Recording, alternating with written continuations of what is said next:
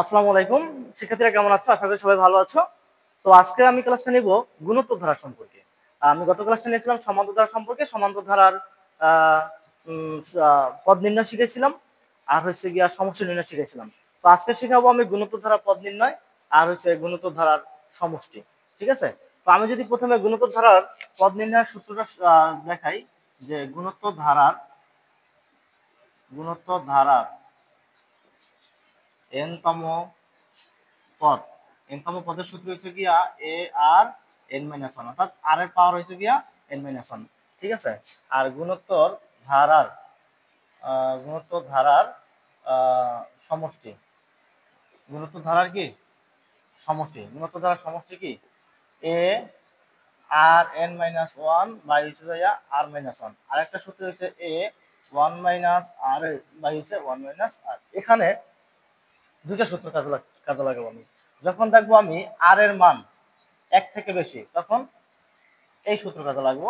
যখন আমি দেখবো আর এর মান 1 থেকে কম, তখন আমি এই সূত্র কাজে লাগাবো। ঠিক আছে? তখন আমি কি এই সূত্র কাজে লাগাবো।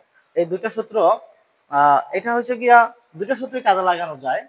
তবে আমি আর এর মান যখন বড় হবে তখন এটা কাজে লাগাবো, আর এর মান ছোট হলে এটা কাজে লাগাবো।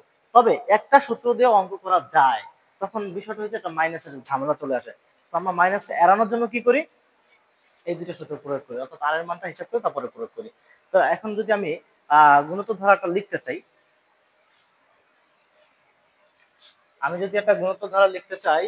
যদি আমি লিখি যে 1 + 3 + 9 + 27 + 81 ডট ডট ডট ডট, মনে করো যে কত দেব,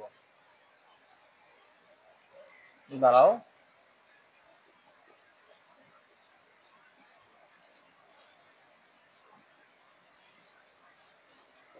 আচ্ছা, আমি ডট ডট ডট দিলাম যে 729। ঠিক আছে? 729। এখন আমি দেখি এটা পাশাপাশি দুটো পদের পার্থক্য সমান আছে কিনা। 3 - 1 সমান সমান কত? 2। 9 - 3 সমান সমান কত? 6। পার্থক্য কি নাই? সমান নাই। তাহলে এটা অবশ্যই গুণোত্তর ধারা নয়। তাহলে আমি কি করব এখন? দেখবো যে আমি যেটার ভাগফল অর্থাৎ অনুপাত সমান আছে কিনা। এটা দ্বিতীয় পদ না, এটা প্রথম পদ না, এটা কি তৃতীয় পদ না। তাহলে আমি দেখি, এই যে এটা হচ্ছে আগেরটার বিয়োগফল ছিল সাধারণ অন্তর, এটার ভাগফল হবে সাধারণ অনুপাত। সাধারণ অনুপাতকে আর দ্বারা প্রকাশ করে। আর মানে কি দ্বিতীয় পদ ভাগ প্রথম পদ, আর মানে কি তৃতীয় পদ ভাগ দ্বিতীয় পদ, যখন যেটা বলি আমি। তাহলে এ টু মানে কত আমার 3, 3/1 মানে কত 3। আবার এই 3 কত 9/3, তাহলে 3 একে 3, 3 3 9। তাহলে দেখো এই অনুপাতগুলো কি আমার মিল আছে। তাহলে ভাগফল যদি সমান হয় বা অনুপাত যদি সমান হয়, তখন আমি কি করব, এটাকে গুণোত্তর ধারা হিসাবে চিহ্নিত করব। তাহলে আমি এখন এটা তো বুঝতেই পারছি যে এটা আমার গুণোত্তর ধারা নাকি। তাহলে গুণোত্তর ধারা যদি এটা হয়, গুণোত্তর ধারা হলে আমি যদি বলি যে 729, এই 729 কততম পদ, কততম পদ। ওকে, আচ্ছা। তাহলে আমি এখন দেখি যে 729 কি আমার শেষ পদ। তাহলে আমি যদি বলি যে n-তম পদ সমান n-তম পদ কত হবে। আচ্ছা, এটা আমি 729 না, আমি যদি 243 বলি, একটু ছোট করে দিয়ে বোঝানোর সাথে, কততম পদ। তাহলে n-তম পদ মানে কত? n-তম পদ তো আমার শেষ পদটা নাকি, অর্থাৎ শেষ পদ। n-তম পদ শেষ পদ মানে কত? a r n-1। তাহলে এখানে n কত, l কত, শেষ পদ কত 243। এইটা কততম পদ সেটা বের করতে হচ্ছে আমাদের। আর a মানে কত আমার, এই যে a মানে কত আমার 1, তাহলে 1 বসাইলাম। r মানে কত, r মানে তো আমার 3, r মানে কত 3, 3 উপরে কি আছে n-1 আছে। আশা করি বুঝতে পেরেছো এটা। তাহলে দেখো একের তো কোনো ভ্যালু নাই, তাহলে আমি লিখলাম 3n-1। আর এটার উপরে কত পাওয়ার দিলে 243 হবে। দেখো 3 1, 3 স্কয়ার, 3 কিউব, 3 4, 3 5, অর্থাৎ 3 এর উপর যদি 5 গুণ দাও, তাহলে দেখো 3 3 9, 3 3 9, আর এই 9 9 81, 81 সাথে যদি 3 গুণ, 3 1 3, 3 এরা 243, অর্থাৎ 3 5 বার গুণ দিলে আমার কি আছে, 243 আছে। তাহলে দেখো আমরা লগের সূত্র মতে জানি, সূচক লগার জন্য আমরা দেখছি যদি কোনো বেস সমান হয়, কোনো সূচকের মানে বেস সমান হয়, তাহলে সেটা কি হবে, বাদ যাবে, পাওয়ার পাওয়ার সমান হবে। আবার যদি পাওয়ার পাওয়ার সমান হয়, বেস বেস সমান হবে, এটা সূচকের নিয়ম। তাহলে আমার এখানে কি বেস বেস সমান আছে, তাহলে আমি কি পাওয়ার পাওয়ার সমান লিখবো। তাহলে পাওয়ার এখানে n-1, এখানে কত 5, তাহলে n-1 বেশি গেলে কি হবে প্লাস 1, তাহলে n সমান সমান কত হবে 6। তাহলে এই 243 কততম পদের মান, 6তম পদের মান। 243 কততম পদের মান, 6তম পদের মান। আশা করি সবাই বুঝতে পেরেছো। আচ্ছা, এখন আমি যদি এইটারই সমষ্টি নির্ণয় করতে চাই, এইটারই কি নির্ণয় করতে চাই, সমষ্টি নির্ণয় করতে চাই, এটা সমষ্টি কি হবে? এখানে দেখো আর এর মান কি ছিল 3/1 অর্থাৎ 3, এক থেকে বড় ছিল, এক থেকে কি ছিল বড় ছিল, তাহলে এক থেকে বড় হইলে আমার সমষ্টি নির্ণয় সূত্র কি হবে? সমষ্টি নির্ণয় সূত্র কি হবে? এ হবে, আর আর আগে আসবে যেহেতু আমার আর বড় ছিল, আর মাইনাস 1, তাহলে এ আমার কত 1, তাহলে 1 গুণ দিলে যা মানে গুণ দিলে একই তো কথা, তাহলে আর কত আমার 3, আর এন কত, এন আমার কত ছিল 6 বের হয়েছিল আগের ইয়াতে, তাহলে 6 মাইনাস কত 1 ভাগ কত 3 মাইনাস 1, তাহলে 1 এর কোনো ভ্যালু নাই, 3 6 মানে কত 3 6 মানে এটা তো আমার 5 ছিল, তাহলে এটার সাথে কত আবার 3 গুণ, 3 3 9, 3 4 12 3 থাকে 1, 729, তাহলে এটা মান আমার কত, আমার কাছে ক্যালকুলেটর এই জন্য আমি এখানে হাতে করে নিলাম, তোমরা ক্যালকুলেটর করে নিবা। 3 6 মানে কত 729 ভাগ 1, আর 3 থেকে 1 গেলে থাকে কত 2, তাহলে 729 থেকে 1 গেলে থাকে 728, এটাকে যদি 2 দ্বারা ভাগ দিই তাহলে কত আসবে 364, মেবি 364, 3 6 4, হ্যাঁ এটা, তাহলে এটা সমষ্টি আমার কত হয়েছে 364, তাহলে এই ধারার সমষ্টি কত 364, তাহলে আমরা নির্ণয় করলাম কি আর এন আগে দিয়া। এখন আমি যদি আরেকটা অঙ্ক করি আর এন পরে আসবে, সেটা অনুপাত কিভাবে হয় আমি একটু দেখাই, এটা আশা করি বুঝতে পেরেছো সবাই।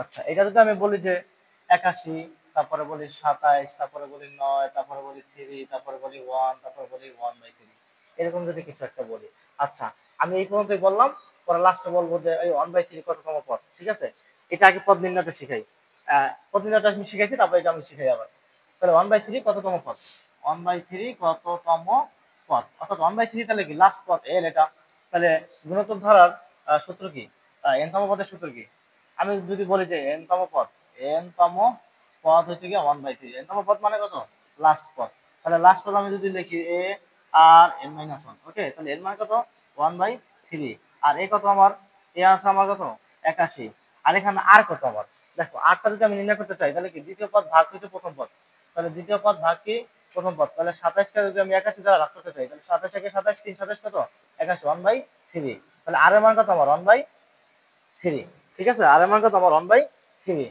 তাহলে আমি আর এর মানটা যদি বসাই 1/3, আর এন এর মান কত জানি আমি, এন এর মান কিন্তু আমি জানি না, তাহলে n মাইনাস 1 লিখে দেবো, তাহলে এই যে 1/3 আর এই যে 1/3, আচ্ছা এই 1/3 যদি এই পাশে আসে তাহলে ভাগ হয় না, 1/3 এটাকে আবার কি 1/3 n মাইনাস 1 দ্বারা ভাগ হয়, আচ্ছা আর এই পাশে কি থাকে, আচ্ছা এইটা এই পাশে ভাগ না করে আমি এই 81 যদি এই পাশে আনি তাহলে কত হয় 1/81 হয়, আর এখানে কত 1/3 n মাইনাস 1 কে আবার 1/3 দ্বারা ভাগ দেবো, তাহলে আমি সূচকের নিয়ম অনুসারে আমি কি জানি, যদি বেশ সমান হয়, ভাগের ক্ষেত্রে বেশ সমান যদি হয় তাহলে কি হবে পাওয়ার পাওয়ার বিয়োগ হবে, তাহলে আমি এখানে কি করতে পারি 1/81 সমান সমান 1/3 একটা রেখা কি করতে পারি n মাইনাস 1, আর এটার পাওয়ার কত আছে 1, তাহলে পাওয়ার উপরে গেলে কি হবে মাইনাস হবে, ঠিক আছে, এটা তো বুঝতে পারছি সবাই।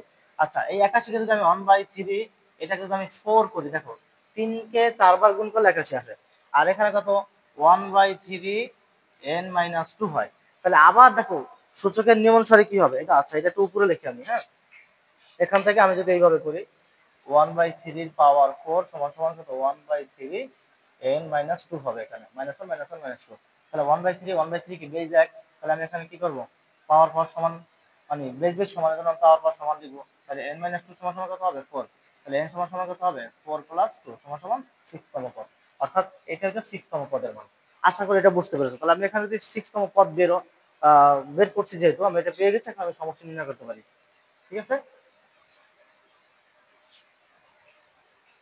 আচ্ছা এই ক্ষেত্রে দেখো আর এর মান কত আমার, আর এর মান 1/3 অর্থাৎ কি এক থেকে ছোট, তাহলে আমার সমষ্টি নির্ণয় সূত্র কি হবে, সমষ্টি নির্ণয় সূত্র কি হবে, সমষ্টি নির্ণয় সূত্র হবে A 1 minus R N by 1 minus R, কারণ আমার 1/3 এক থেকে ছোট এজন্য আর পরে যাবে আমার, তাহলে আমার এ কত, এখানে এ হচ্ছে আমার কত 81, 1 মাইনাস আর কত 1/3, আর এন এর মান ছিল কত 6, আর 1 মাইনাস আর কত 1/3, তাহলে আমি এটা তো আমার গুণাকারে ছিল নাকি, আচ্ছা এটা যদি এখান থেকে করি 81, তারপরে 1 মাইনাস 36 মানে কত 3 মানে হচ্ছে কি 81, 35 মানে 243, 3 আমি একটু গুণ নিয়ে দিই। আচ্ছা একটু দেখি আমি 6 বার গুণ দেওয়া নাকি, এটা 9, এটাও 9, এই 6 বার গুণ দিলে কত হয়? 9 9 9 81, 81 যদি আমি 9 দ্বারা গুণ দিই 9 কে 9 8 9 72, 729 হবে। তাহলে এটার মান কত হলো? 81 1/729। ওকে, আর নিচে কত 1, যদি এই 3 এটা নিচে ট্যাগ আছে, 3 আর 1 লসাগু যদি 3 হয়, 3 কে 1 দ্বারা ভাগ দিলে 3 হয়, 3 একে 3 অর্থাৎ লসাগুটা করব, 3 3 এর মধ্যে ভাগ দিলে 1 হয়, 1 একে 1। এটা বুঝতে পারছো আশা করি। আর 81 টা তাহলে এখানে গুণ হবে। ওকে, আচ্ছা এই পাশটা একটু মুছে দেই।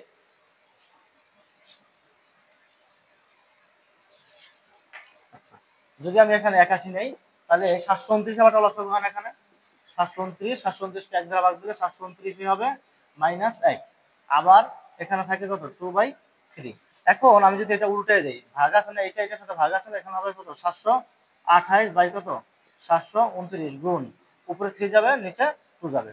আশা করি এটা বুঝতে পেরেছো। হ্যাঁ, এখন আমি যদি এই 3 ধারা 72 কে কাটি, তাহলে দেখো 3 একে 3, 3 দুগুণে 6, 1 থাকে, 3 4 12, 3 4 9, 243। আর 2 ধারা যদি এটাকে কাটি তাহলে কত হবে? 3 দুগুণে 6, 6 দুগুণে 12, 6 দুগুণে 28। এটা যদি হয় তাহলে কত হলো এখানে? 21 গুণ হয়েছে গিয়া 363, 81 গুণ হচ্ছে 364, আর 243।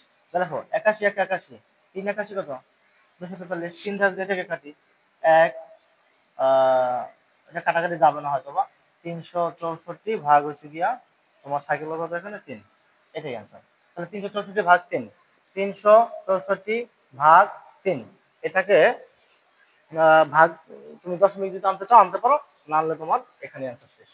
আশা করি এই গুণোত্তর ধারার পদ নির্ণয় এবং কি সমষ্টি নির্ণয় তোমরা শিখে গেছো। আশা করি সমান্তর ধারা তো আমি আগের ক্লাসে নিছি, আর এবার আমি গুণোত্তর ধারাটা দেখা দিছি, তো তোমরা আশা করি বুঝে গেছো। যদি না বুঝো আমাকে পার্সোনালি লগ দিবে, আমি ইনশাল্লাহ আবার বুঝিয়ে দেবো। তো আজকে এ পর্যন্ত শেষ। তোমরা ভালো থেকো, সুস্থ থেকো। আসসালামু আলাইকুম, খুদা হাফেজ।